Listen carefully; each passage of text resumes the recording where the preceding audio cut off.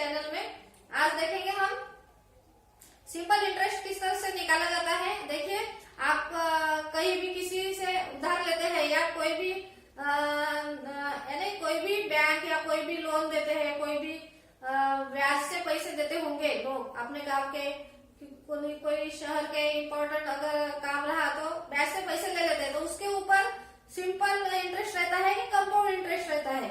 यानी सर्वसाधारण ब्याज बोलते हैं और फिर वो चक्रवाढ़ ब्याज, जो कंपाउंड इंटरेस्ट रहता है उसको चक्रवाढ़ ब्याज बोलते हैं। यानी हर साल के लिए वो उसके ब्याज के ऊपर ब्याज लगता है, उसको कंपाउंड इंटरेस्ट बोलते हैं, चक्रवाढ़ ब्याज बोलते हैं। ठीक है, तो आज हम सबसे पहले हम क्या लेंगे, सिंपल इंटरेस्ट के फॉर एग्जाम्पल लेंगे। तो आपको बताऊंगी मैं कि सिंपल इंटरेस्ट किस तरह से निकाला जाता है। तो देखिए, सबसे पहले एग्जाम्पल लेंगे हम। एग्जाम्पल के पहले आपको बताऊंगी कि सिंपल इंटरेस्ट का फार्मूला क्या है। देखिए, क्या है फार्मूला सिंपल इंटरेस्ट का।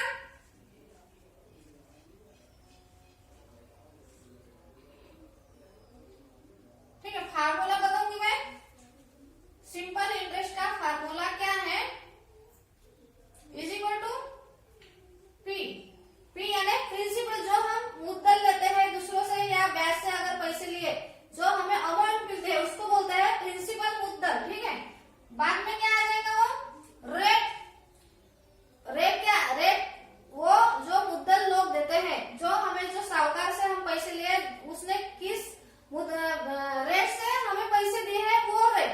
रेट यानी दर।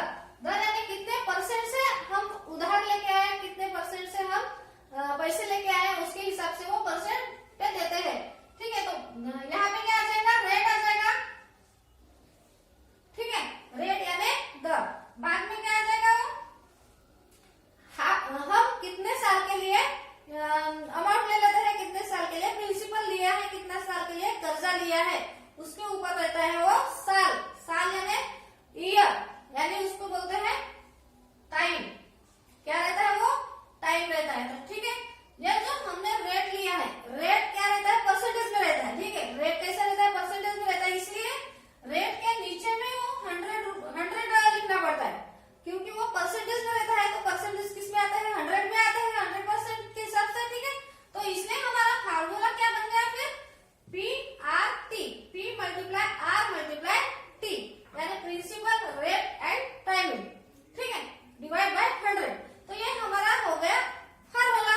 तो देखिए, इसके ऊपर हमें एग्जाम्पल लेना है और किस तरह से छुड़ाया जाता है। तो देखिए, आप सबसे पहले हम एग्जाम्पल ले लेंगे। हम मान के चलिए राज ने यश को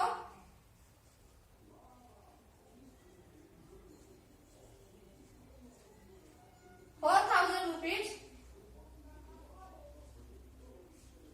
10% से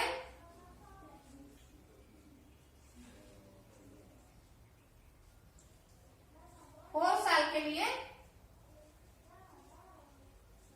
दिए। ठीक है, 4 साल के लिए दिए। तो फिर उसको किसको, यश को दिए। किसने दिए, राज ने दिए। तो फिर 4 साल के बाद, 4 साल के बाद यश राज को कितने रुपए, टोटल कितनी अमाउंट वापस कर देगा। ठीक है, कैसे दिए, सिंपल इंटरेस्ट से, साधारण ब्याज से। साल के लिए साधारण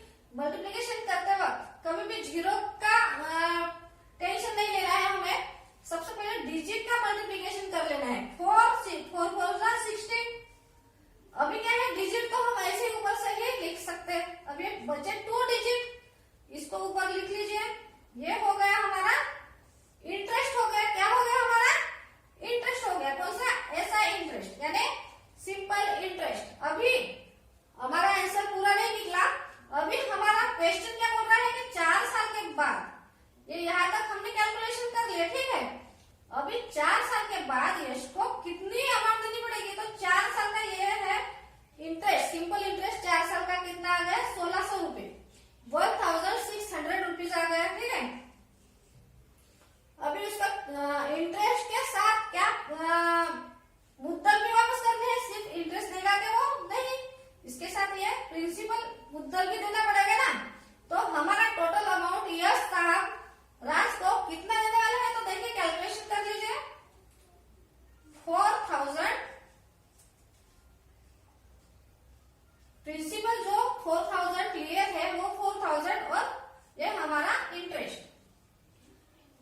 ठीक है, ये हो गया हमारा टोटल अमाउंट। टोटल अमाउंट कितना हो गया, देखिए कैलकुलेशन कर लीजिए। 4000 और 1600। ठीक है, 5600